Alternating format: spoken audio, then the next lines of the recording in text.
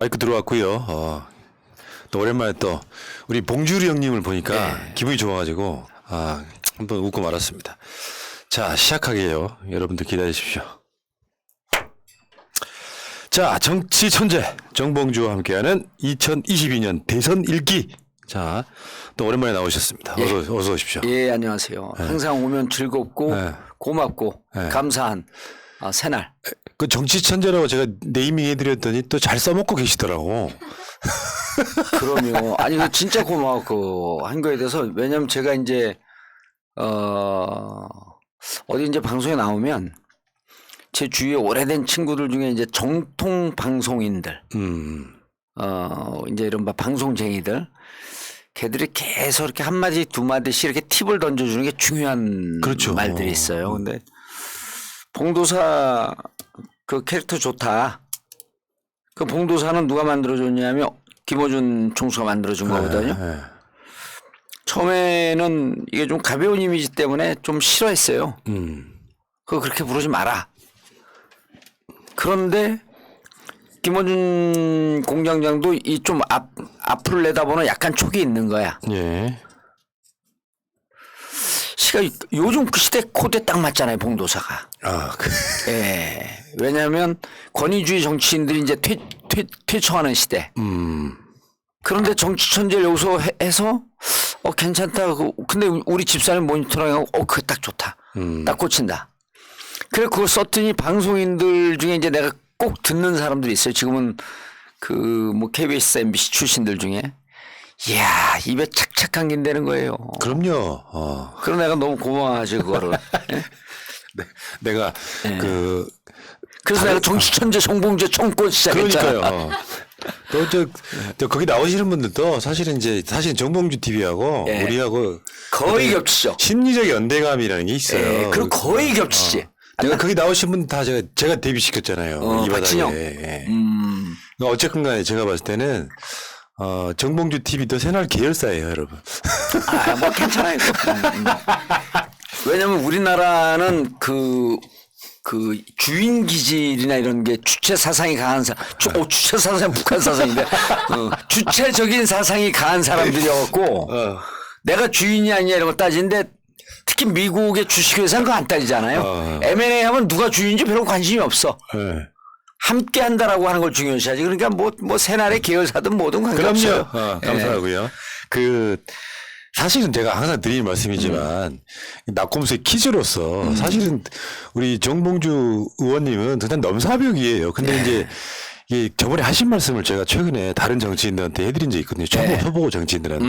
그러니까 정치인이 유머를 잃으면 권위주의에 빠진다. 그렇죠. 근데 그 말이 주는 메시지가 어마어마해요. 예. 그러니까 이거를 이게 선문처럼 던지셨는데 저게 무슨 뜻일까를 곰곰이 생각해보면 기가 막힌 말이더라고요. 왜냐하면은 정치인 유머가 없고 너무 FM이면 사람들이 다가가지를 못해. 그러니까 이 사람이 고립되는 거예요. 예. 고립되다 보니까 서로 소통이 안 돼서 이 사람은 원래 권위주의적인 사람이 아닌데 그렇게 보이더라는 거죠.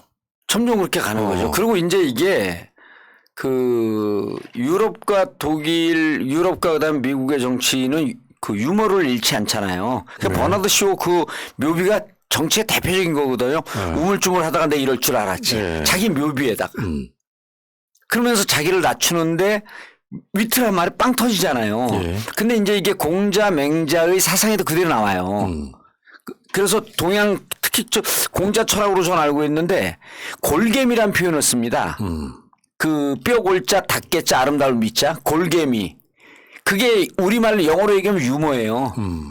그래서 이게 3단 논법인데 골개미를 잃은 정치인은 반드시 권위주의에 빠지고 그렇죠. 권위주의에 빠진 정치인은 어떻게 빠지냐면 부패로 빠집니다. 맞습니다. 왜냐면 권위주의에 빠지면 안 들여다보거든. 그래 구중공골 음험한 검은 커튼 뒤에서 뭔 짓을 하냐면 권력이 있으면 똥파리 끼잖아요.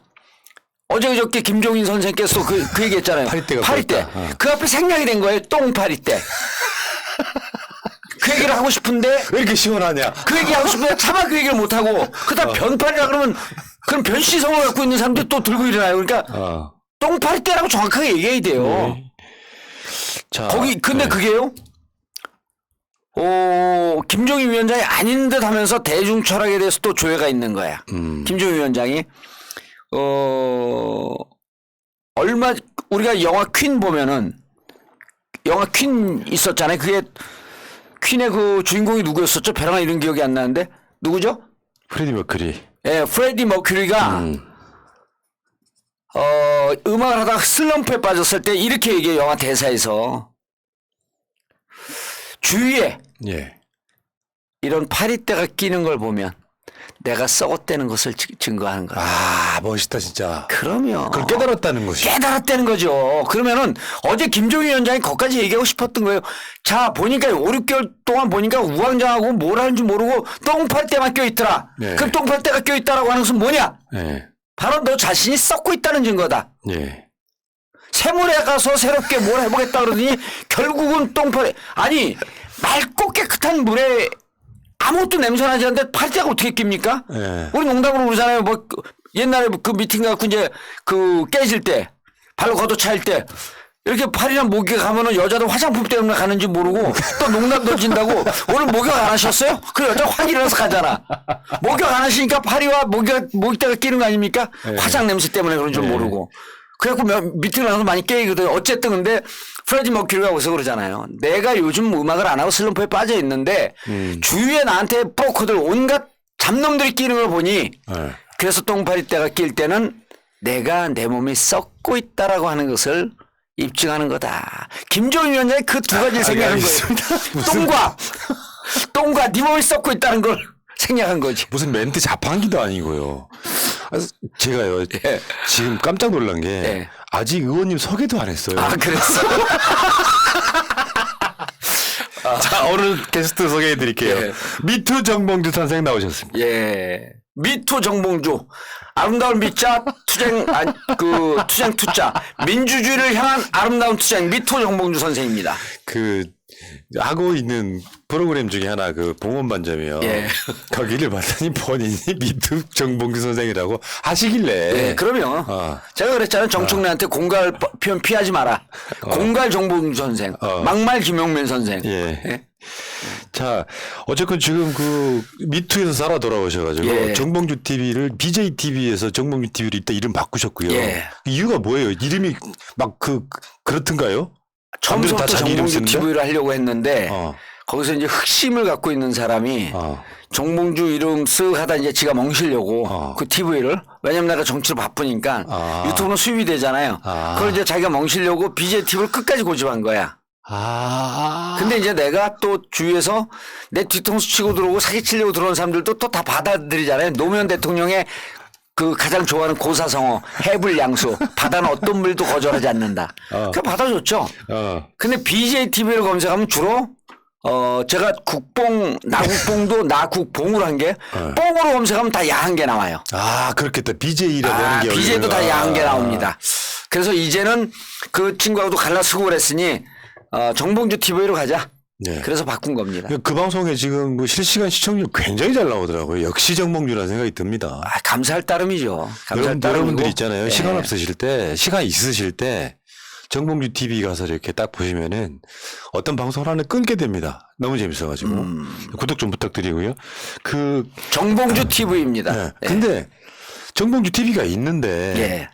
봉원반점은 왜 만드셨던 거예요? 전 봉원반점이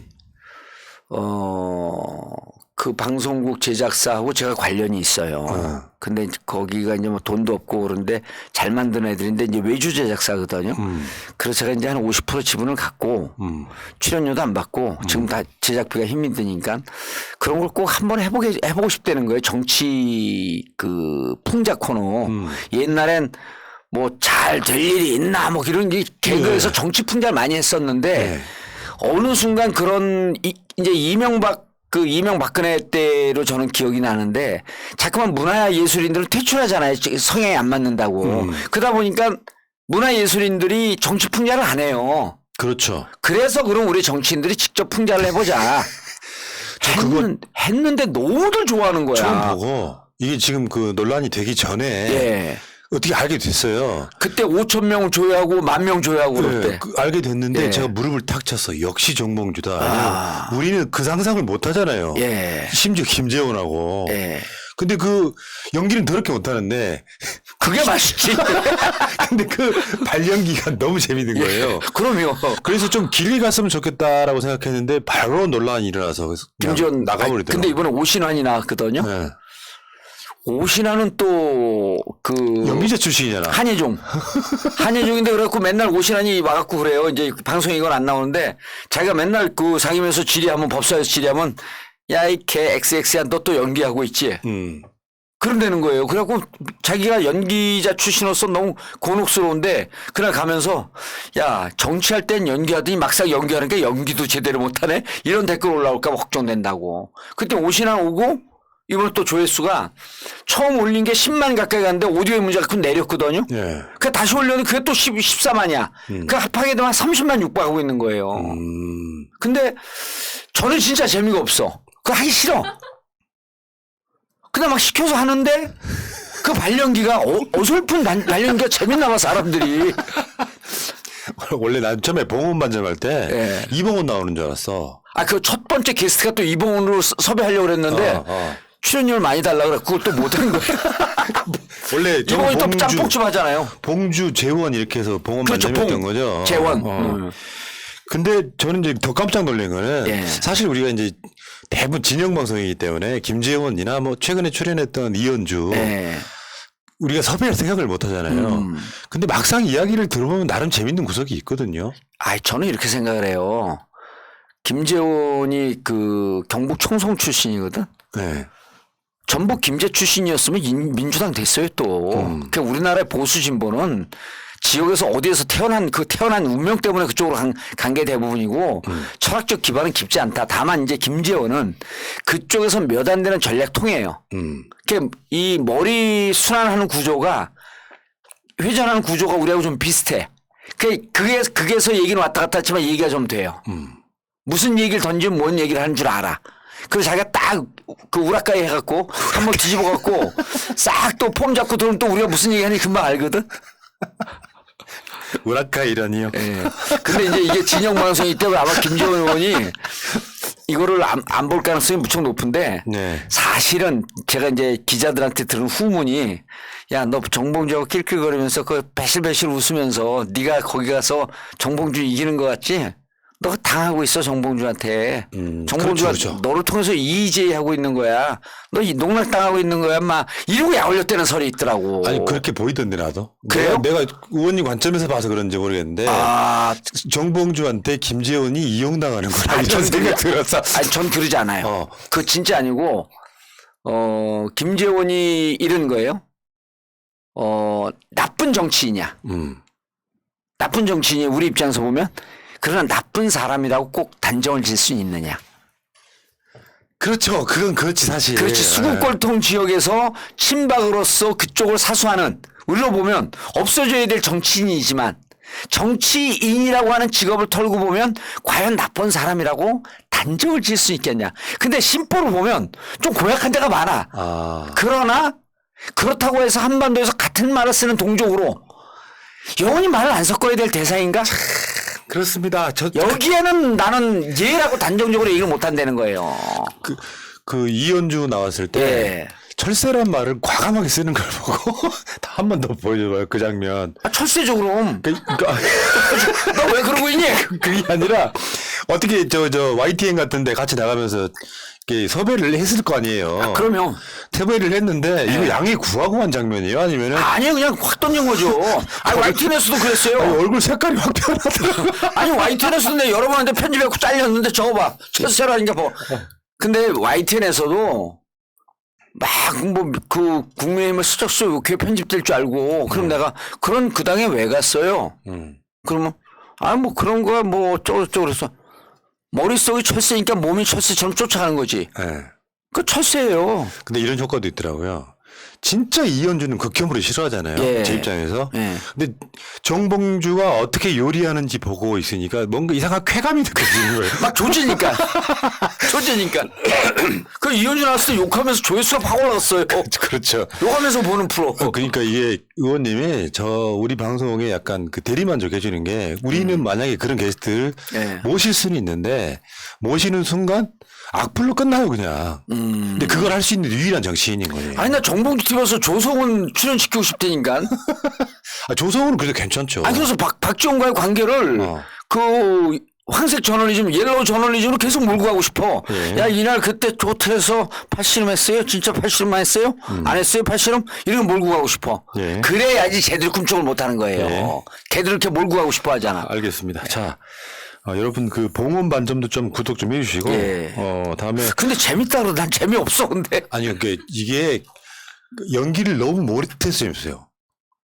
연기를 너무 잘했으면 오히려 비호감이었을 거예요. 아 그러면. 그럼 우린 연기 그 오신하는 한예종 나왔잖아요. 저는 대학교 1학년 때 우리 누나도 연기라고 그래갖고 연극과를 갔어요. 그랬더니 거기 기생 오라비처럼 생긴 그 아저씨들 그 선배들 한 두세 명이 앉아갖고 여기 입선 그 우리 그 동아리 못 들어와요. 그때 당시 서클이라고 그랬잖아요. 우리 서클 못 들어와서 왜요? 그랬더니 못생겼어요. 딱 그런 거 대놓고. 그래서 그래도 뭐 연기는 연기력을 하죠. 그러더니 딱 보더니 키도 작아서 안 되겠는데요. 그 연극과를 못 들어갔어요 제가. 네. 자, 봉원 반점에서 윤석열을 만나볼 수 있게 기대합니다. 윤석열이요? 그럼 나 첫 마디 그러지. 아. 우리 윤 후보님 몇 학번이에요? 그럼 79학번이라 그럴 거 아니야. 그럼 나하고 같은 60년생인데 내가 88 학교를 다녔으니 지금부터 말 높게 아우야. 싫어? 싫어? 그럼 이렇게 할 거 아니야. 지금 대선 후보를 앞두고 싫어? 이게 지금 말 놓는 게 말이 됩니까? 그럼 제가 뭐라 그럴 것 같아요. 네, 그럼 존대하겠습니다. 그러고 하는 거예요. 요즘에 그 홍준표가 뜨는 감성이 그런 감성이거든요. 자기 디스하고 네. 그러면서 그런 감성들이 호감을 만들어내는 거라서 저는 그게 일종의 그 효시, 조상 저는 정봉주 보거든요. 본인 디스할 수도 있고 권위주의 내려놓고 그때는 이런 거죠. 가볍다고 얼마나 욕먹었는데 이제 시대 정신이 된 거야. 10년이 지나니까. 그래서 윤석열이 자기 자신 뭐 도리도리나 쩍보를 자기가 패러디하잖아요. 예. 그게 이제 요즘의 감성이기 때문에 그런 거죠. 근데 이제 윤석열 후보는 끝났죠 거의. 네. 자, 거의 끝났지. 그러면 이제 대선 이야기로 한번 가보겠습니다. 예. 자, 민주당 경선 보니까 일단 이낙연 후보의 사퇴서가 이제 처리됐어요. 처리됐어요. 150 찬성. 이게 어떤 영향 줄 것 같으세요? 큰 영향, 작은 영향, 미미한 영향. 중간 영향. 영향이 있다는 영향은 거잖아요. 있죠. 크진 영향이 않지만? 있죠. 예, 크진 않죠. 어떤 분명히 의미가 영향이 있어요. 이거를 이제 어떻게 봐야 되냐면 충북과 대구, 경북, 강원까지 오면서 그때 우리가 이제 1차 슈퍼위크 때 64만 명의 선거인단이 그전에도 저는 이제 경향성을 35대 65까지 봤거든요. 예. 이재명 후보에게 적극적으로 유리할 거다. 그런데 권리당원이나 대의원들보다도 거기서 좀 적게 나왔어요. 추미애가 치고 올라온 것도 영향이 있지만 한 3%에서 5% 정도 이낙연 후보가 의원직을 던진 게 영향을 주지 않았나 이렇게 생각을 하는 거예요. 두 가지 영향이 있다고 보는데 네거티브 하지 않은 거. 예. 그다음에 의원직 던진 거. 그런데 의원직 던진 것도 결국 국민들이 다 이렇게 많이들 이렇게 생각하거든요. 야, 의원직 던지는 거 다 쉬워하냐? 그 의원직 결국 그 당대표도 그 얘기를 했었고, 수리나 가결되는 거, 가결 안 되는 거 아니야? 근데 오늘 가결이 됐단 말이에요. 그럼 사람들이 어떻게 생각하냐면, 내일 모레 다음 주에 호남이 있는데, 정말 배수진을 쳤네? 그럼 이낙연 후보 입장에서는 다시 국회로 돌아가는 것도 아니고, 갈 길이 없네? 그럼 우리가 심정적으로 좀 도와줘야 되는 거 아니야? 이 생각에 영향이 있는데 저는 호남에 영향을 미칠 거라고 봐요. 미칠 거라고 본다. 예. 그런데 그게 뭐 폭발적인 영향력, 뭐 이 반전을 시킬 영향력까지는 아닌데 지금의 지지율보다는 조금 더 올라갈 수 있다. 그래서 이재명 그러니까 이제 21만 명쯤 되거든요. 21만 명 좀 안 됩니다. 예. 호남에서. 그 권리당원과 대의원이.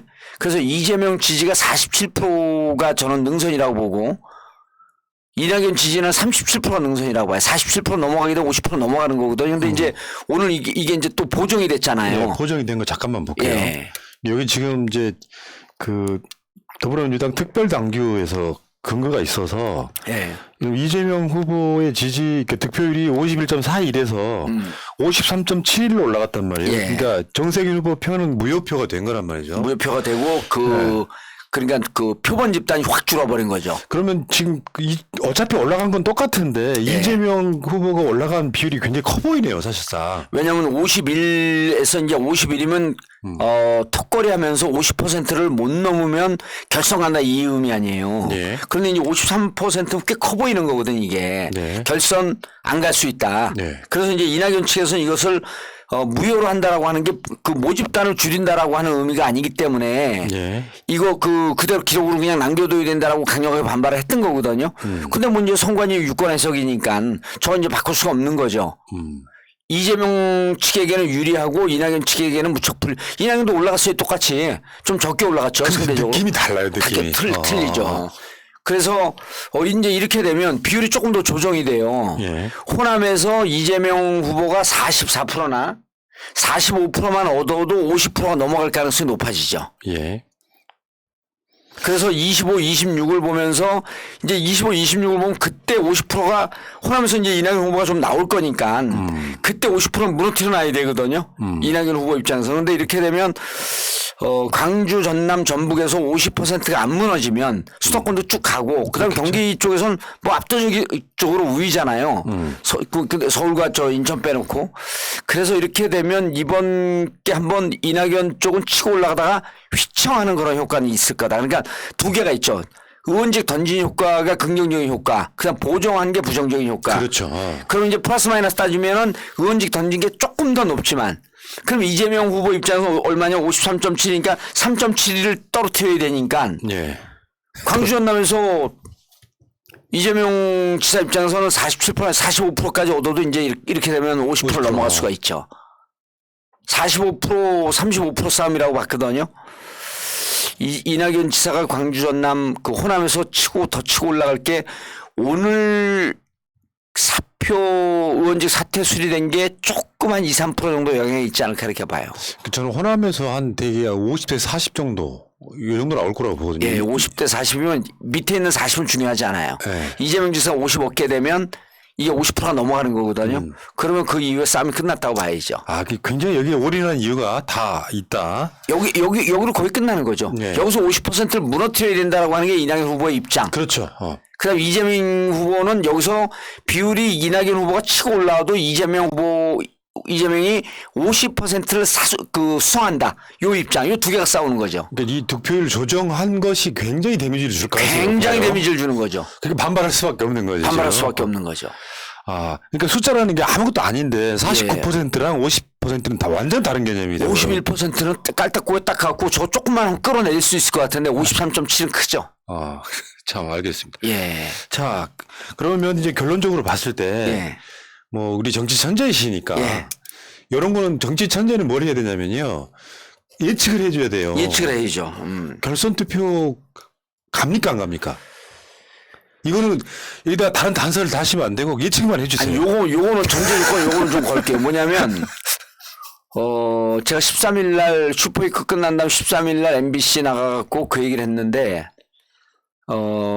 그 전보다 이제 지금 발언의 무게가 좀 위중해졌어요. 뭐냐면 일단 진보 진영의 1인 미디어 하는 사람들이 뭐 아주 높은 숫자를 기록하는 사람들도 있지만 작은 숫자를 기록하면서 계속 우리 얘기하는 사람들이 꽤 많아요.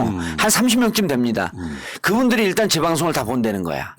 그리고 본 내용을 갖고 다른데 왜냐하면 제 방송은 뇌피셜도 있지만 분석도 있지만 제가 정보 파이프가 많잖아요. 그렇죠. 그러니까 이제 정보를 갖고 그분들은 마치 자기가 정보를 얻은 것처럼 자기 표현을 바꾸는 건데 그러면 내 방송이 자칫 잘못하게 되면 이게 가이드라인이 될 수 있고 향도별이 될 수가 있다. 그 정말 이거 말을 조심해야 된다라고 하는 게 이번 13일 날 아주 무겁게 느낀 거예요. 그래서 그때는 이제 결선 투표에 대해서 답을 안 했어 MBC에서. 근데 오늘 보정되는 걸 보니까 이렇게 되면 이제 결선 투표 안 가죠. 못 간다. 네, 못 가죠 이렇게 되면. 근데 호남이 확실히 그 권리당원하고 대의원 숫자가 서울 경기보다 많더만요. 20만 4천 명인가 그래요. 그 서울도 보다 많고 경기보다 많아요. 그럼요. 그거보다 많죠. 우리 고향이니까 네. 뿌리니까. 그리고 이제 그게 예전에는 이제 명절을 지나고 나면은 그 이런 거거든요. 고향 가갖고 지금 이제 비대면이니까 호남에서 어떤 결정을 하느냐를 갖고 수도권에 그 우리 민주당 그 당원들이요. 원적지까지 하게 되면 그 호남 근거를 갖고 있는 분들이 한 70%쯤 되는 거 아시나요? 그렇죠. 그렇죠. 그래서 호남 정서가 무척 중요해요. 저도 호남 출신인데 서울 살잖아요. 그래요? 심지어 네. 제가 이제 박근혜 때까지만 해도 그 서울에 있는 시민사회단체 예. 대략 사람들 중에 한 60%가 호남 출신이라는 얘기가 있었어요. 그러니까 약간 그 일종의 반골 기질 같은 게. 그렇죠. 예, 민족 그렇게 상징이니까. 작동을 하는 거죠. 예. 저는 이제 서울에서 태어났는데 호남에 살고 있죠 지금. 마음의 고향 호남. 그래서 저기 뭐 호남의 아들 여론 갈라 그러시죠 지금. 아니 해남군 옆에 노원군 공릉면이라고 있어요. 근데 이거 사람들이 모르고 진짜로 정봉주 그 우리 저기 전남 출신이요 그래. 대선 나가시려고요? 아니 근데 저는 경북 봉화가 고향이거든요. 그렇죠. 네. 태어나긴 서울에서 태어났는데 600년 전에 우리 할아버지가 봉화에 사셨어. 네. 삼봉 정도전. 그리고 이제 마음의 고향은 또 호남. 그 호남 해남군 옆에 노원군 공릉면. 사모님 혹시 어디 출신이세요? 우리 집사는 용인이요. 용인이요? 예. 경기에 딸이고 막. 그렇죠. 네. 우리 집사는 얼굴이 하얗고 경기미야 경기미. 자. 아마 결선 투표 안 갈 가능성이 높아졌다는 거죠? 저 비율 조정 하나만 갖고도. 결선 투표 안 갑니다. 왜냐하면 또 경기라고 하는 복병이 있기 때문에 경기가 압도적으로 이재명 지사가 높게 나오고. 경기도 있을 거고 예. 저는 이렇게 봐요. 그러니까 그 초반에 예. 이낙연 후보 쪽에 네거티브가 극심했었잖아요. 근데 이게 이제 결선 가면 네거티브 더 심해지겠네. 어차피 이재명이 될 건데 그러면 이게 어떤 그 호남의 전략 투표가 예. 오히려 더 이 상황에서 사태랑 상관없이 예. 이재명 후보 쪽으로 쏠릴 가능성도 있다고 봐요.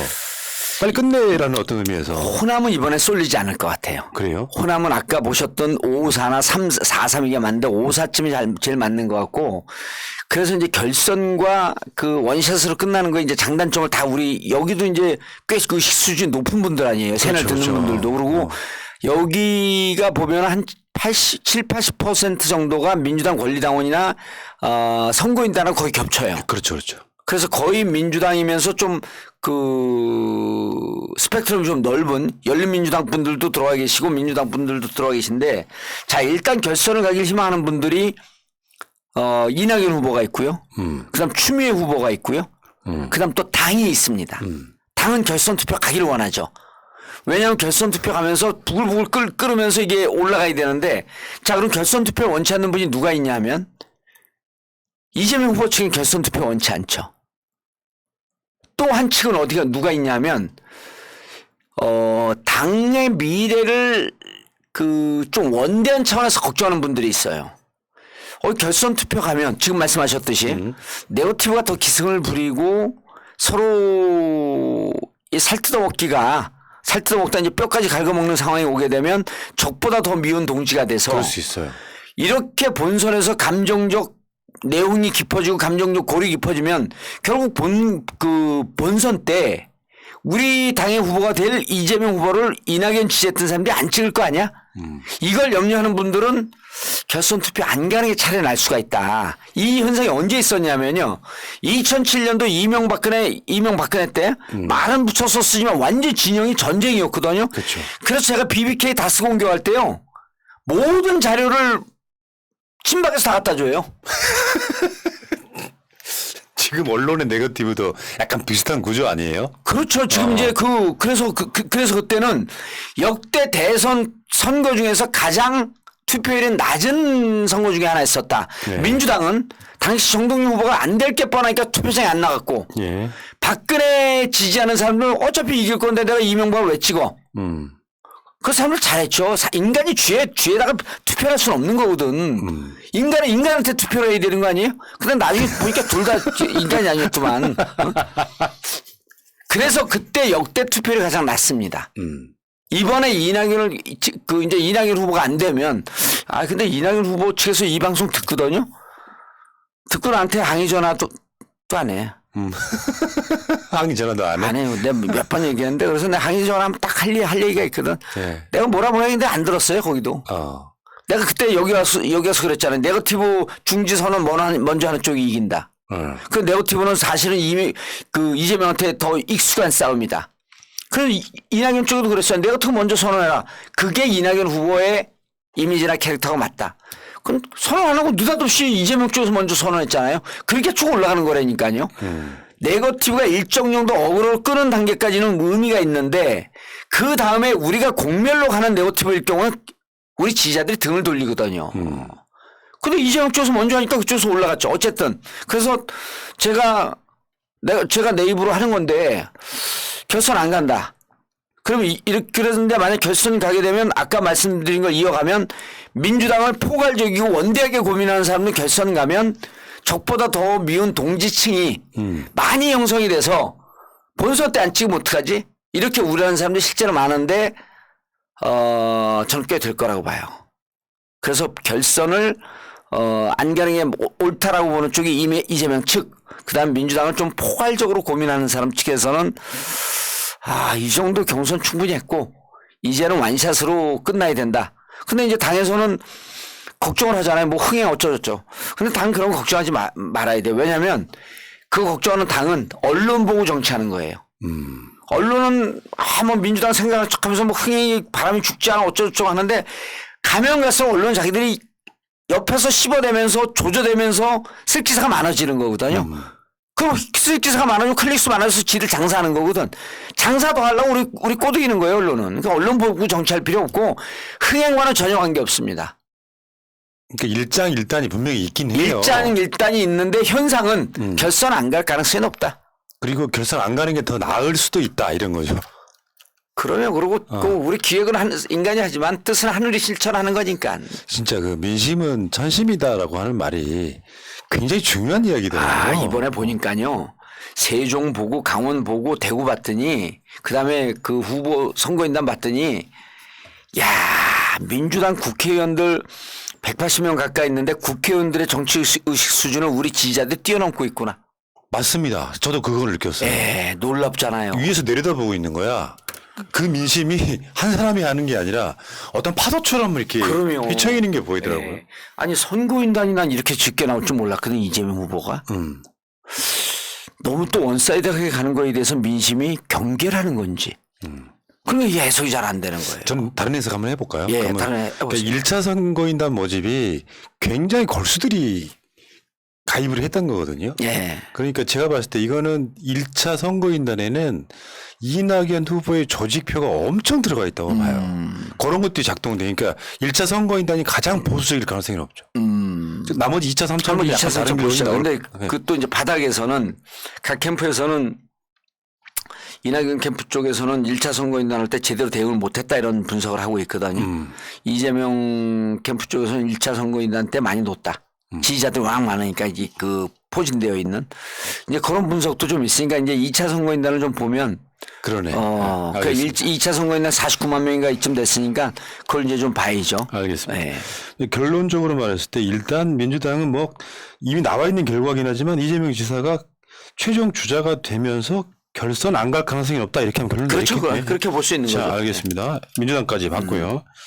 자, 이제 국민의힘으로 가볼까요? 지금 국민의힘은 경선을 준비한다기보다는 윤석열 게이트가 지금 뜨겁게 달구고 있는 거잖아요. 그렇죠. 그러면 이게 윤석열 후보한테는 지금 좋게 작동하는 것 같지는 않아요.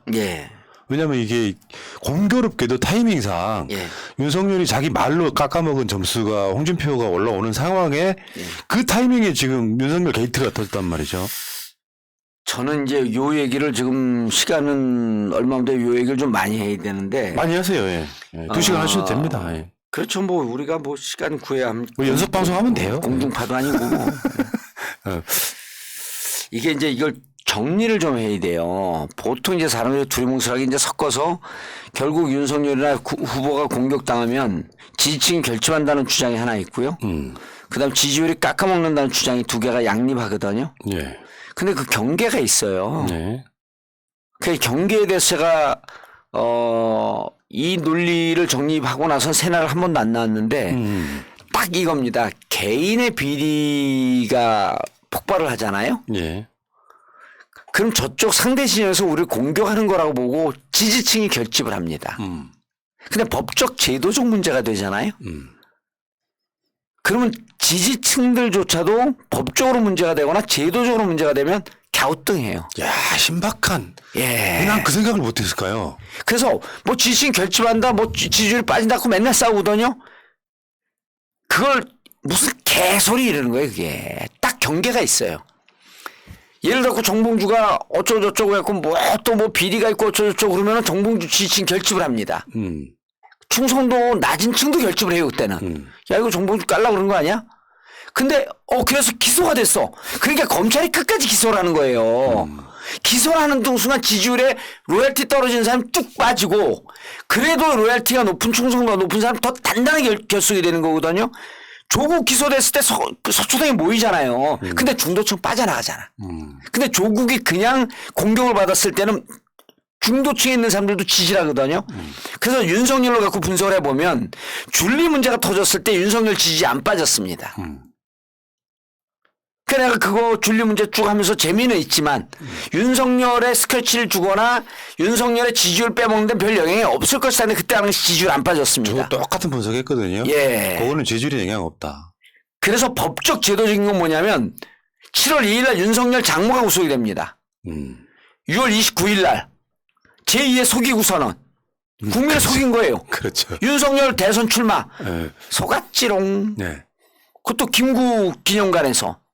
6.29 선언 이후에 3일 뒤에 윤석열 장모 최은순 씨가 구속되는 날 지지율이 5% 빠집니다. 그래서 법적 제도적 문제가 될 때 지지율이 빠지고 윤석열 부인 김건희 씨 석사기 논문 박사기 논문이 될 때 2, 3%가 또 휘청해요. 그러면서 그때 8%에서 10% 빠지면서 처음으로 30% 고지가 무너집니다. 그러면 지금의 논란은 법적 제도적 문제에 가까운 아직 안 흔들리잖아요. 네. 아직 안 흔들리잖아요. 아직 법적 제도적 문제라고 안 보는 거예요, 사람들이. 지지자들이. 그런데 손준성이 전달한 건 지금 분명하다? 네. 그 손준성이 전달했을 때 오늘 스모킹 건이 뭔지 또 얘기해 드릴게요. 손준성 검사가 전달한 건 분명하잖아요. 그리고 손준성 검사 장인도 정치인이에요? 김 KL 모 의원이야? 그렇죠. 예. 그러니까 김광님. 예, 뿌리까지 김광님이에요? 나 광림교회는 알아, 똑똑해. 그러니까 뿌리까지 저쪽 당인데 예. 그 내부에서 손준성은 윤석열 패밀리가 아니다 이렇게 얘기하잖아요. 윤석열도 그 얘기하고 있고. 그런데 그날 보면 그래서 이 스토리를 잘 봐야 돼요, 사람들이. 손준성이 건넨 건 분명하다. 그럼 손준성이 건넸는데 여기에 스모킹 거는 뭐냐면 제보자 X, 지모 씨의 판결문을 로그인한 사람이 누구냐는 거예요. 그걸 검찰에서 대검에서 감찰 들어갔잖아요. 예. 들어가자마자 보는 게 로그인 기록 봤을 거 아니에요. 지금 근데 왜 발표를 안 해요? 다 알고 있을 테면서. 발표를 왜 해요? 감찰 진행 중인데. 그다음에 그 공수처도 수사 진행 중이고 대검 감찰 진행 중인데 결과는 아예 이거 중간 결과 발표하게 되면 또 저쪽에서 그럴 거 아니에요. 윤석열 쪽에서 중간 결과 최종 결과까지 하면서 우리를 스크래치 내려고 이거 정치 공작이다 이럴 거 아닙니까? 딱 꼭지 떨어질 때 발표하는 거죠. 자 그러면은 근데 기자들 통해서 그래서 기자들이 공수처가 압수수색 들어간 날 오전에 한번 브리핑하고 오후에 브리핑을 하는데 네. 오전 브리핑할 때는 윤석열 입건 안 됐다 그래요. 오전 브리핑 때는. 그 김웅 압수수색 들어간 날 5군데 전격적으로 들어갔잖아요. 근데 오후에는 손준성과 윤석열 입건됐다. 피의자 신분이다. 이 얘기를 해요. 오전에 왜 얘기를 안 했냐 그러니까 확인 못했다. 공수처. 근데 여기서 핵심이 뭐냐면 기자들이 2개를 물어봐요. 2번씩이나 물어봐. 대검과 감찰 기록 수사 기록을 공유합니까? 안 합니다. 또 말무렵에 또 물어봐. 이렇게 짜증을 내. 공수처 대변인이 안 한다잖아요. 안 했다잖아요. 이렇게 짜증을 내요. 그럼 이 사람들이 뭘 물어본 거죠? 대검에서 흘러나온 얘기가 스모킹건을 확보했다고 하는데 당신들도 그걸 알고 들어간 거예요? 이 스모킹건은 뭡니까? 로그 기록. 로그 기록이죠. 아. 이거를 웬만한 진보진영 방송분들도 기자들하고 통화하고 내부에 빨대들 댔고 이런 정보를 갖고 방송을 해야 된다는 거예요. 역시 저기야. 네? 아니, 그래서 그러니까, 이게 중요해. 그러면은 손준성 검사는 윤석열 그 총장이 지금 꼬리 자르는 걸까요? 아니죠. 손준성 검사가요. 나 이거 상부에 지시를 했다 그러면 어떡할 거예요? 자기 패밀리라고 했는데 상부에 지시를 했다. 그래 지금부터 미리 저 사람 나하고 가까운 사람 아니야. 너랑 무슨 공작에 손준성 검사를 이용한 거 아니야? 그리고 손준성은 그 추미애 패밀리 아니야. 그런데 추미애 장관이 이렇게 얘기를 하잖아요. 왜 기를 쓰고 손준성 검사를 대검 뭐 정보정책관이가 이거를 왜 수사정보정책관은 왜 끝까지 유임을 시키려고 하는지 이제서야 알겠다. 그리고 그때 법무부에서 감찰하지 않았습니까? 3월 31일 MBC 보도가 됐고 4월 3일 날 고발장 1차 넘어갔잖아요. 고발장에 대해서도 정리를 좀 해야죠. 추정컨대 이겁니다. 4월 3일 날 넘겼어요? 자, 넘겼는데 이게 너무 방대해. 4월 8일 날 최강욱 기소권 고발권까지 넣어갖고 넘겼어. 넘겼는데 이게 총선 때 고발을 안 하잖아요. 총선 전에. 그리고 손 누구죠? 여성? 조성은. 조성은. 조성은 이 양반이 안 넘겼다 그러잖아요. 당에다가. 자기가 보니까 너무 시간 있고 안 넘겼다는 거거든요. 자, 이걸 갖고 있으니까 검찰 수사판에 작전이 들어가야 되는데 안 들어와? 최강욱 기소해야 되는데 왜 안 들어와? 최강욱은 10월 15일 날 기소했어요. 사람들이 잘 모르는데 8월에 고발장을 쓰고 10월 15일 날 기소를 합니다. 그럼 8월에 고발장은 누가 썼냐 하면 정점식이 자기가 썼고 넘겼다는 거 아니에요? 정점식이 지시해갖고. 그러면 이렇게 추정해 볼 수 있는 거죠. 검찰에서 손준성 검사가 넘겼는데 김홍한테 넘겼는데 안 써. 이 위험 부담감 때문에 그 김홍을 쿠션으로 때려갖고 들어가려고 그랬는데 야 이거 얘들이 안 쓰는 거니까 당도 녹록치가 않은가 보다 해갖고 친분이 있는 정점식 의원한테 건넸을 것이라고 보는 게 딱 맞는 거 아니에요. 그 정점식은 이제 그걸 갖고 쓴 거고. 그러니까 이제 그걸 갖고 공소시효 마지막 날 제가 기소한 거 아니에요. 그때도 그렇지. 흘러나온 소문이 이렇게 돼 있는 거 아닙니까? 중앙지검 이성윤 검사한테 왜 기소 안 하냐? 그럼 아까거리다가 뭐 결국 마지막에 기소했다는 거 아니면 기소 꼭 해야 된다고. 그게 이제 언론 보도의 내용입니다. 언론 보도에 이제 그렇게 나왔던 거로는 전 기억하고 있고 아니라고 하면 추정하는 거고 이거 또 걸 수도 있으니까 조심해야 돼. 자 어쨌든 그러면 손준성 검사 입장에서는요. 자 건넨 거는 분명하잖아 이제. 김홍한테 건넨 건 분명하죠. 김홍이 그래서 처음에 김홍이 나는 바보는 아니잖아요. 건네받아서 건넸다 이랬잖아요. 이게 또 스모킹 거냐. 나는 내가 작성한 거 아니다. 건네받은 거 건네준 거다. 처음부터 김웅은 마음의 심리 상태가 검찰이나 이 윤석열을 보호할 생각이 별로 없었던 거예요. 왜? 유승민 팬 캠프 갖고 맨날 윤석열 욕을 듣다 보니까 사람이 쇠뇌가 되지 않습니까? 아니 내가 왜 이거 갖고 죽어? 난 받은 거 준 것뿐이야? 받은 거 어디 검찰에서 이게 첫 기자회견에서 그대로 나왔어요. 그러니까 그 다음에 부인을 못하는 겁니다. 사람들이 저 바보처럼 횡설수설 한다 그러는데 꼭 바볼까요? 난 아니라고 보는 겁니다. 그러니까 포지션 잡기 애매해진 상황인 거죠. 그렇죠. 검사 출신인데 네. 캠프는 다르고. 근데 검사 출신인데 또 여기서 이제 우리가 김웅 얘기를 또 해야 돼요. 김웅은 형사부 출신이에요. 특수부가 아니고. 네, 특수부 출신이 아닙니다. 그리고 이번에 공공수사부장은 또 윤석열 라인이라 그러잖아요. 그 언론에도 많이 나왔지만 공공수사부장도 형사부 출신이에요. 그러니까 문재인 정부 인사를 그렇게 많이 했죠. 그렇죠. 특수부 많이 배제하고. 예, 특수 많이 배제하고. 그런데 자 김웅이 진천연수원에서 충북 진천연수원에서 옷을 벗어요. 부원장으로 있다가 네. 물 먹은 거거든요. 그때 옷을 벗고 있을 때까지는 우리 문재인 정부에서 물 먹은 줄 알았어요. 근데 나와서 딱 보니까 쭉 자기가 보니까 이렇게 추정이 되는 거야. 내가 6대 중대범죄 그 수사만 남겨두고 나머지 넘기라 그럴 때 김웅은 끝까지 반대했어요. 그다음 공공수사부장 공공수사부장 한번 검색 좀 해보세요. 유 누구로 나온 윤인지 뭐 그분도 형사부 출신이고. 근데 여기 자료 있다. 이거 안 가면 큰일 날 뻔했다. 이 자료 보고 얘기해야 돼. 정확하게. 그러세요. 공공수사부장 배용원. 배용원 공공수사부장인데 이분이 그 형사정책기획단장을 했었어요. 배용원. 그 배용원이 윤석열 사람 아니다라고 하는 게 윤석열 캠프의 주장이에요. 근데 이분이 2월에 왔다 7월에 나갑니다. 7월에 전주 검사장인가로 나가요. 2월에 왔다가. 근데 2월에 왔을 때는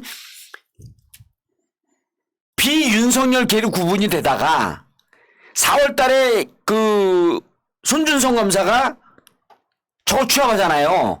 판사들의 성향을 취합하잖아. 그렇죠. 그럴 때 심재철 검사는 당신들 지금 뭐 하는 거냐 이게 지금 사찰하는 거냐 하면서 손준성 검사하고 들이받았고 배용원 검사는 공공수사부에서는 그거 다 취합을 해갖고 동의하고 넘겨줬어요. 그럼 윤석열 검찰총장이 지시한 거를 따른 거거든요. 그 다음에 손준성 검사 우리 편 아니다 그랬어요. 그 윤석열이 무슨 개소리입니까?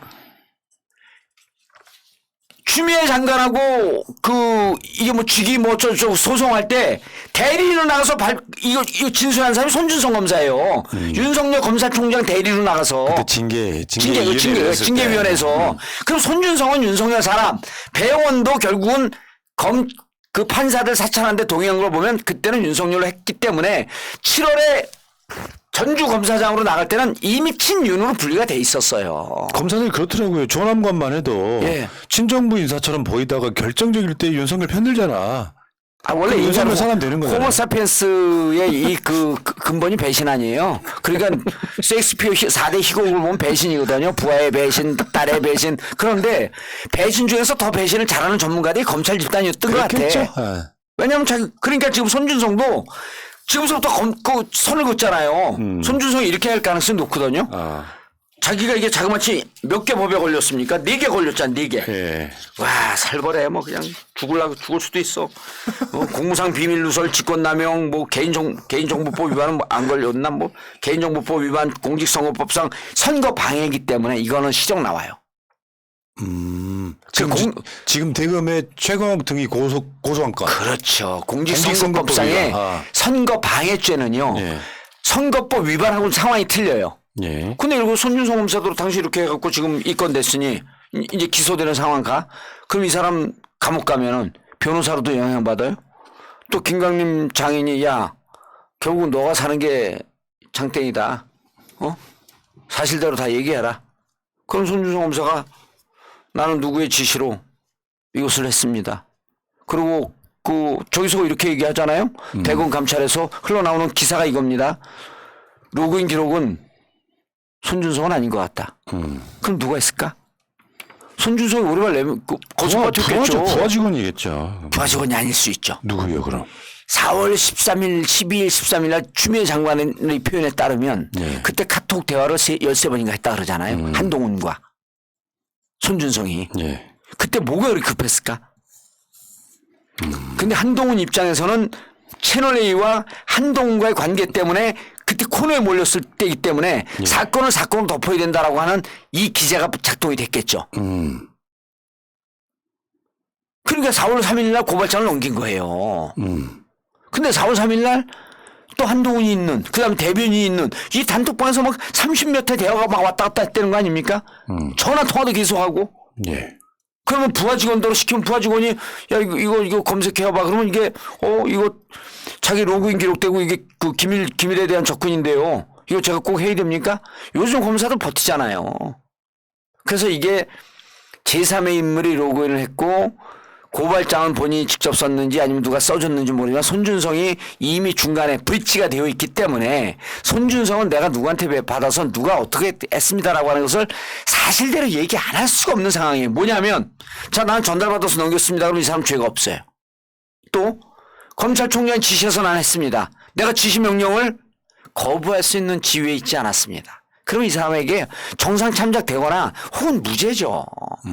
불법 부당한 지시를 너는 피할 수 없었는 피할 수 있었음에도 불구하고 피했어. 그럼 피하려면 당장 사표 내라 그럴 텐데요. 어떻게 피합니까? 그날 손준성 검사의 입은 열릴 준비는 되어 있다. 근데 이런 게 중요한 변수가 하나 있죠. 뭐냐면은 윤석열의 지지율이에요. 예. 예를 들면 본선까지 갈 수 있다고 생각하면 지금 내가 얘기한 건 80%만 한 건데 20% 남았는데 네. 이게요. 요게 이제 제보가 돼서 기사가 됐잖아요. 뉴스버스에. 버스라고 싫어하는데 그 사람들 근데 잘못된 거야. 메타버스도 메타버스라 그래요. 그게 VERSE거든. 유니버스에서 딴 거. 그거 뭐 뉴스버스라 그러면 뭐 자기들 지위가 좀 더 올라가나? 그러니까 뉴스버스! 어쨌든 거기에 보도되는 게 윤석열 지지율이 좀 흔들릴 때예요. 근데 세계일보에서 어제 또 특종을 쳤잖아. 어제. 그러면은 이 세계일보 거는 검찰 내부 문서인데 어디서 나왔을까? 이 윤석열 이너서클들한테서 나온 거예요. 그리고 검찰 내부에서도 검찰도 문제가 많지만 개혁의 대상이지만 검찰 내부에서 우리가 굳이 검찰총장의 가족까지 디펜스하는 이런 문서를 만들어야 돼? 자괴감 들죠. 이런 자괴감과 저항감이 없었을까요? 그냥 누가 딱 갖고 있다가 야 윤석열 지지율 빠지네? 에이씨. 그러니까 여시나 먹어라 하면서 딱 요 시점에 나온 게 의미심장하다는 거예요. 그래서 윤석열을 지지하고 있던 검찰 내부의 지지 세력에 균열이 가고 있다. 그렇죠. 세계일보 단독이 그런 의미가 있죠. 그런 의미가 그쪽에 있죠. 툭 던져준 그럼요. 가능성에. 세계일보가 그걸 킵하고 있다가 윤석열 지지율 빠진가 기사를 썼다? 받기는 좀 전에 받았죠. 거의 임박한 시기에 받고 왜냐면 그거는 분석 기사가 필요 없어. 변호사 한 명만 보면 돼. 검찰 출신. 특수부 출신 한 명만 보면 돼요. 이건 검찰에서 쓰는 표식이고 특수부에서 쓰는 표식이고 기획통들이 쓰는 표식이고 이거 하나만 보면 되거든요. 그런 기사는 저한테 자료 갖다 주면 4시간이면 씁니다. 그렇지. 그래서 이거는 윤석열이 흔들릴 때 윤석열 캠프라고 했던 사람들 너가 이 정부 배신하고 너가 대권 주자까지 갔잖아. 그럼 나도 여기 당신 한번 배신하면서 나도 호모사피엔스의 본성을 제대로 좀 보이고 싶어. 지금은 내가 봤을 때는요. 검찰이 윤석열을 그러니까 지금 손준성 등을 제대로 감찰을 해줘야 검찰이 살아날 구석이 생겨요. 그럼요. 만약 이걸 의지부지 해버리면 진짜로 수사권 다 뺏긴다. 그리고 한동수 검사는 판사 출신인데요. 그분 공채잖아요. 공채예요. 이 정부가 찍어 눌러갖고 감찰 들어간 사람 아니에요. 5명 신청하고 5명 중에 뽑힌 사람이 감찰부장 한동수 감찰부장. 이분이 공채로 들어온 사람이에요. 공개 공모해갖고 이분은요 누가 뭐라 그래도요 자기 신조를 갖고 가는 사람이에요. 그건 높이서 갖고 된 사람이거든요. 그렇죠. 그럼 한동수 감찰부장이 판사 출신에서 판사가 되든 검사가 되든 15 두 달씩 합니다. 15 두 달씩 하고 판사가 대체로 성적이 좋아갖고 판사하잖아요. 검사하다가 나 검사 못하겠어 그러면서 직종 변경해갖고 판사 넘어오는 사람들 꽤 돼요. 왜? 검사는요 일단 전 국민을 거의 잠재적 범죄자로 봐야 되는데 그렇게 하다 보니까 세상이 너무 자꾸 인간성이 파멸되는 것 같은 거야. 그러면 한동수 이분이 판사 출신인데 검사 집단의 속성을 모르겠습니까? 이번에 검사 개혁하는데 이런 아주 디테일한 게 우리가 손 보고 넘어가야 된다 여기서. 그런 판단을 하고 있는 사람이기 때문에 손준성 검사에 대해서는 난 조사 끝났다고 봐요. 이미. 감찰하면서 조사 다 끝났고. 오케이. 그러면 지금 이 상황에서 사실 윤석열한테는 뒷골 땡기는 사건이잖아요. 이게 신경도 쓰이고 이게 뭐가 드러날지도 모르고 세계일보 같은 단독이 얼마나 더 나올지도 모르고. 그렇죠. 어디서 이제 뭐가 균열됐을지도 모르고. 이 모든 걸 다 정치 공세라고 지금 치부하지만 사실은 그 원액이 너무 진해서 물타기가 불가능한 상황까지 와 있는 거 아니에요? 좋은 표현인데 원액이 너무 진해서 물타기가 불가하다. 댓글창에서 얻은 정말 명언이죠, 뭐. 댓글창에서 올라온 거예요? 원액이 너무 진해서. 이런 우리 댓글 우리 지금 이 시청자 이런 분들이 거의 여기도 내가 보니까 지식 정보 도매상들이에요, 이분들이. 그러니까 대단하신 분들이세요. 그 동접은 지금 몇 명이에요? 근데 그거 우리 계속 안 알려주죠. 16,000명. 동접? 와. 이 시간이 많이 안 들어오는 시간인데도 역시 아니 정봉주 TV에 기록을 깼는데 우리가 18,000명밖에 안 되는데. 정봉주 효과. 아니 우리 정봉주 TV 기록이 18,000명이었는데 그걸 깨네 거의. 오늘 이거 보신 분들 6시 반에 정봉주 TV에 정치 경륜 1타 우상호 나옵니다. 우상호 그다음에 우상호와 정치천재 정봉주의 콜라보레이션. 우상호 또 구라 죽이거든요. 그래서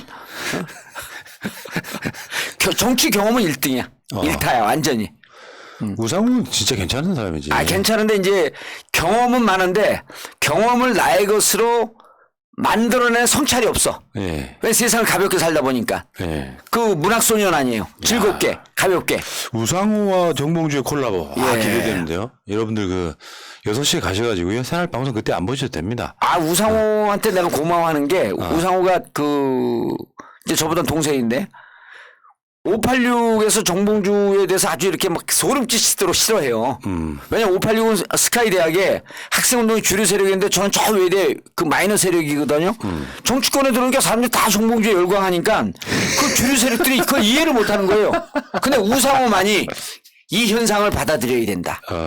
우리가 학생운동했을 때 우리는 스타였지만 그때의 시대 정신과 시대 문화와 예. 정봉주가 지금 이해하고 있는 시대 정신, 시대 문화는 다르다. 예.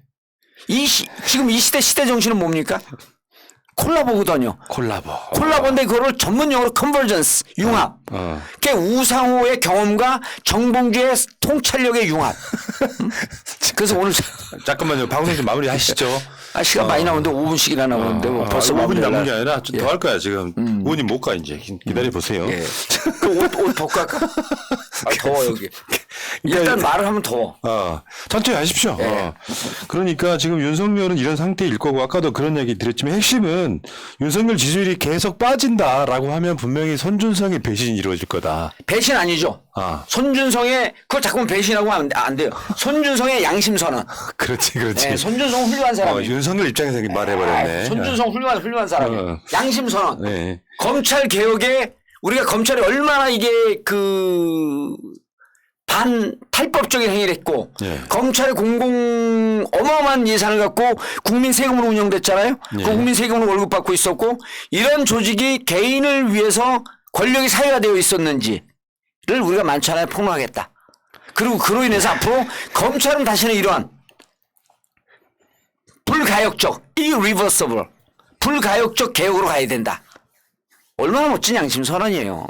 그럼 우리가 앞으로 나이는 어리지만 성이라고 불러야 돼. 손준성. 성님. 손준성님. 자, 그럼 이 논리를 약간 비약해 볼게요.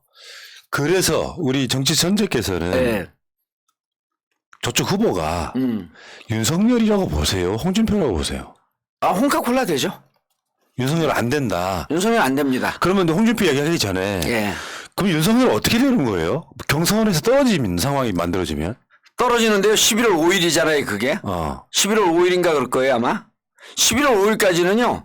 15%에서 20% 왔다 갔다 하면서 끝까지 버텨야죠. 그러니까 더 이상 이제 민주당은 그다음 우리 진보 진영은 윤석열 공격하는 것을 대포를 발사를 일시적으로 좀 중지해야 됩니다. 그 다시 올라가려면 그때 또 발사하고. 그게 되나 근데 말처럼. 됩니다. 됩니다. 왜냐면 제가 깃발을 들고 발사하려고 하는데 지금 깃발 안 내려는데. 그래서 진보 진영에 방송하시는 분들 오늘 새날 들으시고 그리고 지금서부터 seize the fire. 뭐냐면 발사 중지.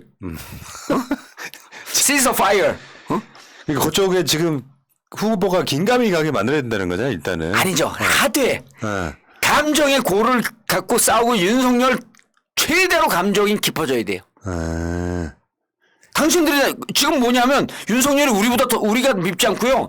때리는 시어머니보다 말리는 시누이가 밉다고 같은 자당 내에 다른 주자들이 더 미운 상황을 갔어요. 지금 그렇더라고 말하는 톤이. 그럼요. 홍준표한테 이제 대놓고 이제 대거리하고 있잖아 지금. 그럼요. 이제 유승민 후보 유승민 지지하는 분들 이 방송 혹시 들으면요.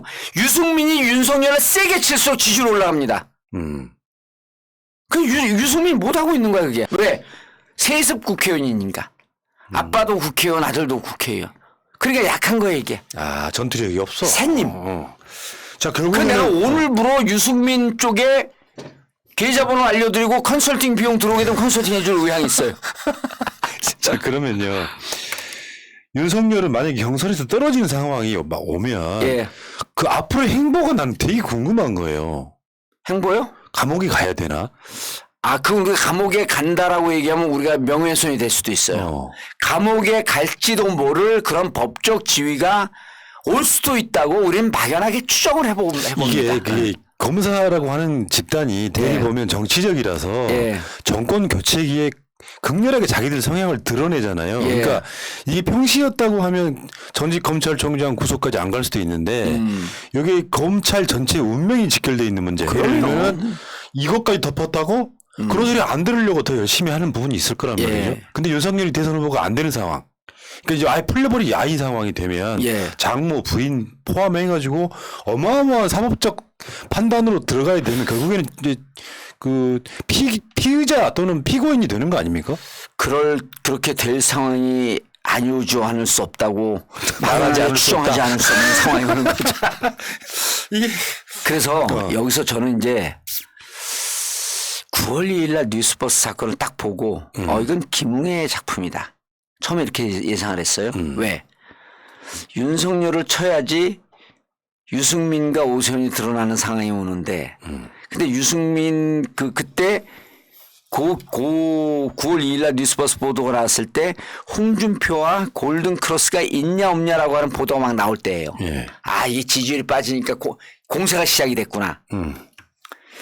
그러면서 이제 제가 그 전에 무슨 생각을 했냐면 김건희 곧 소환조사 도이치모터스 건 때문에 곧 소환조사 한다는데 김건희는 그러면은 기소가 될 거냐 말 거냐라고 하는 걸 쫙 보는데 기사를 봤는데 기사가 양쪽으로 나와요. 기소가 될 것이다.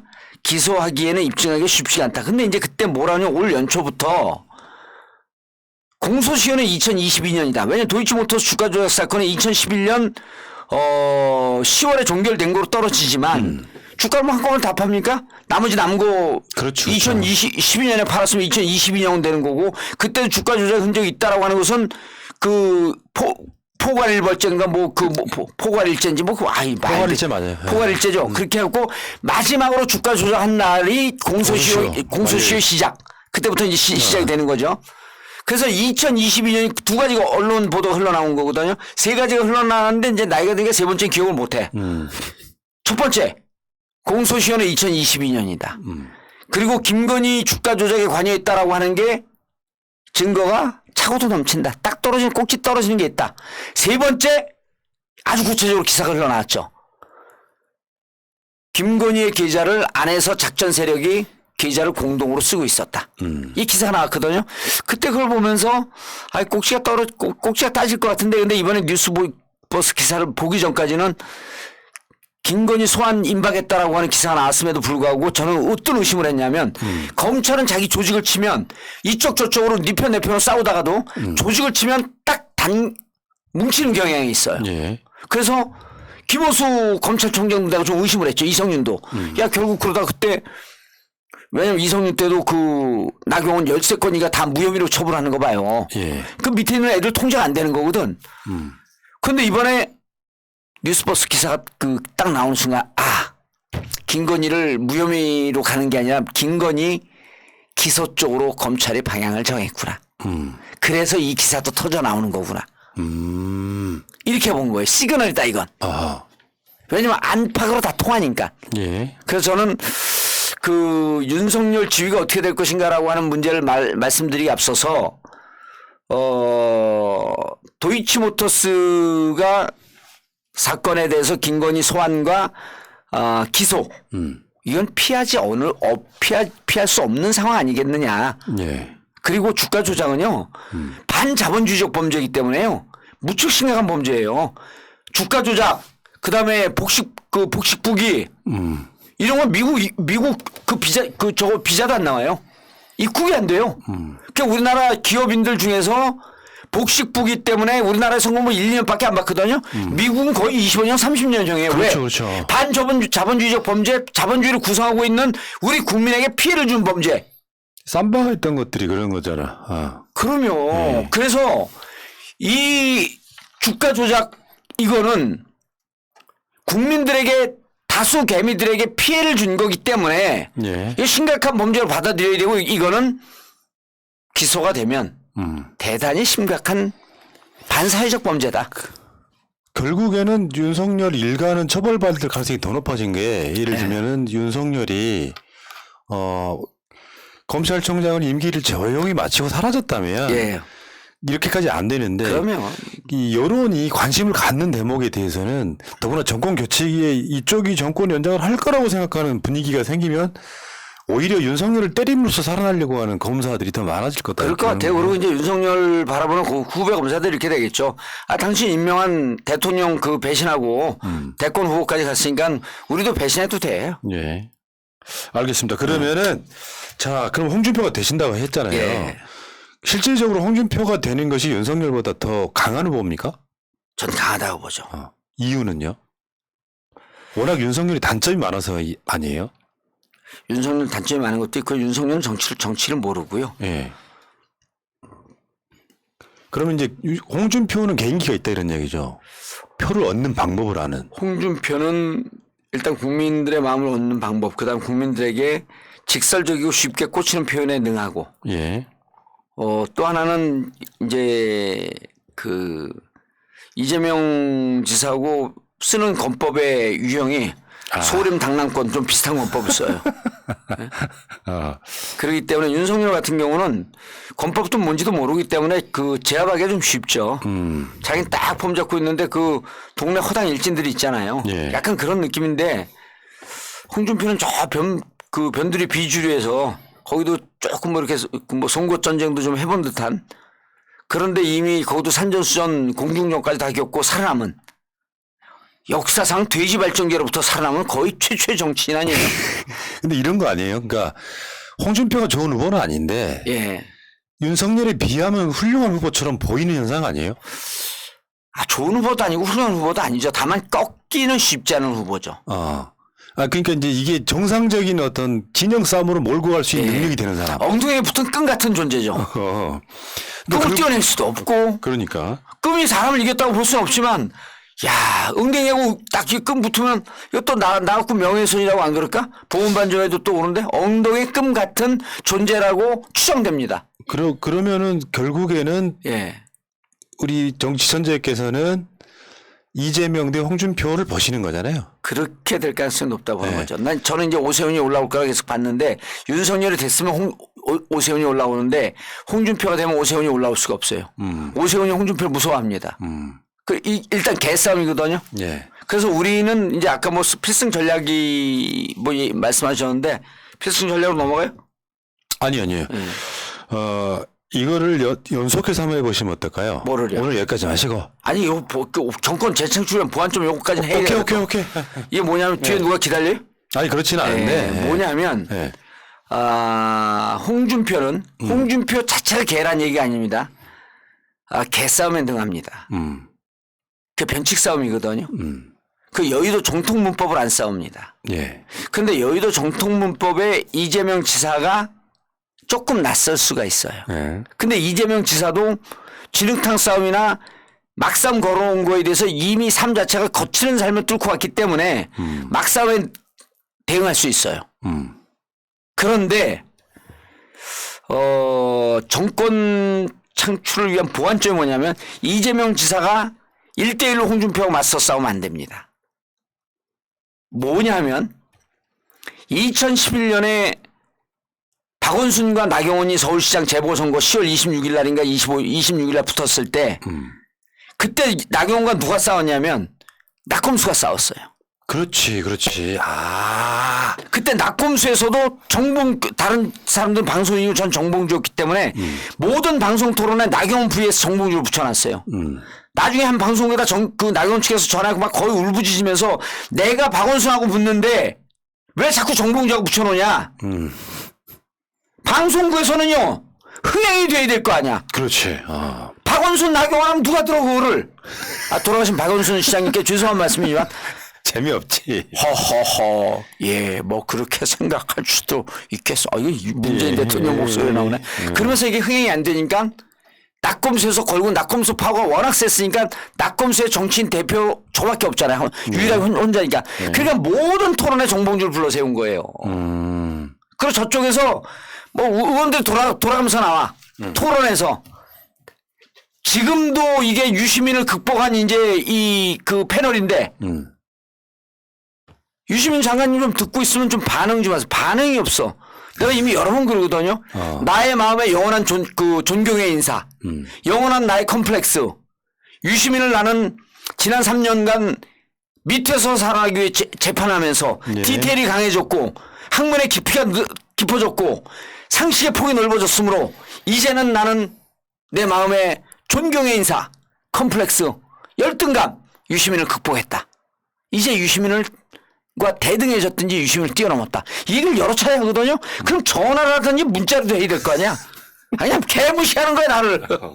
어쨌든 근데 예. 샜는데 죄송합니다. 이게 요즘 깔때기를 좀 복합적으로 하니까 사람들이 잘 이해를 못해. 이게 깔때기. 융합 깔때기를 하니까. 그래서 이번에도 저쪽 의원들이 저하고 안 붙으려고 그러거든요. 뭐 어떤 토론을 가도 안 붙으려고 그래. 그럼 이제 방송에서 신났어요. 정봉주 앉혀놓고 저쪽을 돌려가면서 나오든 저 앉혀놓고 홍준표 앉혀놓으면 얼마나 싸움이 재밌겠어요. 물론 이재명 후보도 근데 그래서 제가 결국은 이재명 캠프에서 지금 대변인들도 있고 뭐 이게 공격력이 강화된 공격력 만렙이 된 주자들이 많이 있어요. 이재명 후보 옆에. 예. 그래도 그분들이 취한 게 있어요. 두 가지가 취한데 일단 위트가 없습니다. 그 위트와 정통을 버무리면 어떻게 되는 줄 아세요? 예. 느물거림이 되죠. 끈적거리는 느물거림. 그래서 홍준표 후보가 엉덩이에 붙으면 껌 같다고 한다면 저는 엉덩이에 붙은 풍선껌. 풍선껌 다시 넣었다 딱 붙으면 빠다닥 그러고 터지거든요. 바람이 생겨갖고. 예. 그래서 나는 엉덩이에 붙은 풍선껌 같은 캐릭터로 국민의힘 진영을 맹폭을 하는. 근데 이러한 외곽에서 싸우죠. 그래서 제가 이재명 캠프 쪽에서는 뭐 들어와서 뭐 선언도 하고 들어와서 해주길 원하는 사람이 극히 일부가 있어요. 예. 극히 일부. 이재명 지사도 그걸 원하는 것 같은데 그거보다도 외곽에서 오히려 외곽폴 쏘면서 그러니까 오늘 우리 그 의원들 만났는데 그러더라고. 한 형이 야 봉주야 너 방송 나가면 객관적인 척하면서 싹 사람들을 설득하더라. 설득력이 많이 높아졌어. 근데 객관적인 것 같아서 들을만 하던데 이러는 거예요. 그래갖고 제가 방송 나가면 객관적으로 하잖아요. 우리 진영 나와서도 제가 객관적으로 분석을 하잖아요. 예. 그래서 이제 갈 때가 되니까 내 얘기를 안 듣는데. 아니요. 그게 아니라 지금 버퍼가 계속 나서 신경 쓰더라고. 아 버퍼가 나요? 이런 경우가 있었지? 아니 나만 오면 버퍼가 나. 이거는 우주에서 날 방해하는 거야. 지금 디더스 공격이 시작했어. 예, 우주에서 날 방해하고. 자, 어쨌건 지금. 그래서 이재명 캠프에 들어가지 않고 있는 외곽에 홍준표와 같이 느물거리는 끈적끈적 해야 되거든요. 던지면은. 어? 오늘 또 약 올렸잖아요. 홍준표 후보가. 이재명 지사는 인파이터다. 건드리면 반응한다. 예. 저 같은 경우는 건드려도 반응 안 하거든요. 예. 그런데 제가 그러잖아요. 홍준표 의원이라고도 안 그러잖아요. 콜라형. 홍카콜라형. 아니 그래서 우리가 이런 거 만들면 돼요. 정봉주 앞세우면 나 이제 그거 안 할 건데 이제 그런 건 안 하려고 그러는데 홍발정 후원회 만들면 돼요. 홍발정 후원회가 뭔지 모르시죠? 네. 홍준표를 발라버리는 정봉주. 그런 연구만 하세요? 왜요? 기발해. 홍발정 후원은 그러니까 정봉주를 후원하는 거예요. 왜? 홍준표를 발라버리는 정봉주. 홍발정 후원회. 예. 그래서 잘한다 홍발정. 밟아라 홍발정. 예? 우리가 뭐 돼지발정제 얘기하는 거 아니잖아요. 예, 그렇죠. 홍준표를 발라버리는. 근데 이거 안 합니다. 저는 이제 왜냐 우리 집싸움 때 혼나요. 좀 이렇게 이제 품위 있는 싸움 하라고. 자. 홍발정 후원회 여러분들 후원회 만들면 제가 또 후원금이 얼마큼 모이나 보고. 못 이긴 척하고. 예, 못 이기는 척하고. 예. 예. 알겠습니다. 홍발정 후원회 좋죠. 아니 지금 이 이야기는 사실 이걸로 끝내면 안 되고 지금부터는 네. 양당의 후 주자가 예. 10월 달하고 11월 달에 나오면 그것부터 이제 다시 전략이 다시 나와야 되고 지금 예를 들어서 이재명 윤석열, 이재명, 홍준표 붙이는 것도 의미 없어요. 아, 그러면 근데 이거는 이재명 측은 이제 2030한테 표를 얻으려고 또 이제 그쪽 전략도 세우고 막 그러고 있는데 그것도 좋은데 대야 전투병력을 포진해야 되는데 그 인사이드 전투병력보다도 아웃사이드 전투병력이 중요하다. 아웃사이드 전투병력은 유머와 끈적거림으로 무장되어 있는 쉽게 얘기해서 거머리 아메바 같은 존재들 이런 존재들로 포장된 아메바 작전 세력. 외곽 조직이 홍준표 같은 캐릭터이면 딱 좋잖아요. 그렇죠. 홍준표 같은 캐릭터들이 서너 명 모이는데 제일 좋은 게 이제 정봉주 홍발정 후원회. 홍발정 후원회면 사람들 홍준표 후원인 줄 알고 보수 진영에서도 막 올 수도 있어. 자, 알겠습니다. 몇 명 왔어? 또 빠져나왔어요, 좀? 아니요, 지금 제가 설명을 해드릴게요. 방송 끝나고. 자, 그래서 지금 정치청계 정봉주와 함께 지금 사실 제 생각에 한 2시간 하려고 그랬는데, 여러 가지 이유 때문에. 6시 반서부터 우리 방송에 또 있어요. 6시 반에 이제 정봉주 TV. 정봉주 전국구 원래 어제인데 오늘 우상호 일정이 안 된다 그랬고 오늘로 바꿨어요. 그래서 어제 아까도 댓글창에 왜 어제 방송 안 했냐고 항의를 하시더니 그 이야기 때문에 그러신 거잖아요. 아, 우상호 일정 때문에. 알겠습니다. 우상호 꼭 모셔야 돼요. 그쪽으로 가서 보시고요. 조만간 한번 다시 모실게요. 예. 지금 정봉주 의원님은 다시 모실 기회가 조만간 있을 것 같고요. 그래서 홍발정 후원회가 지금 결성하자는 댓글이 있어요, 없어요? 네, 있어요. 하겠다고 하는 거고. 자, 정치청재 정봉주와 함께하는 2022년 대선 읽기. 오늘은 일단 이걸로 마치겠습니다. 예. 고생하셨습니다. 예, 감사합니다. 여러분들 나가시기 전에 좋아요, 구독 좀 부탁드리겠습니다. 예, 감사합니다. 바이러스에게는 마스크가 없다. 어서 가자 바이러스보다 먼저. 그러니 내일보다 먼저 가자. 우리들의 희망을 형제이게 하자. 설령 그것이 내일이라 해도 현재로 저들을 물리치자. 바이러스에게는 마스크가 없다. 어서 가자 바이러스보다 먼저.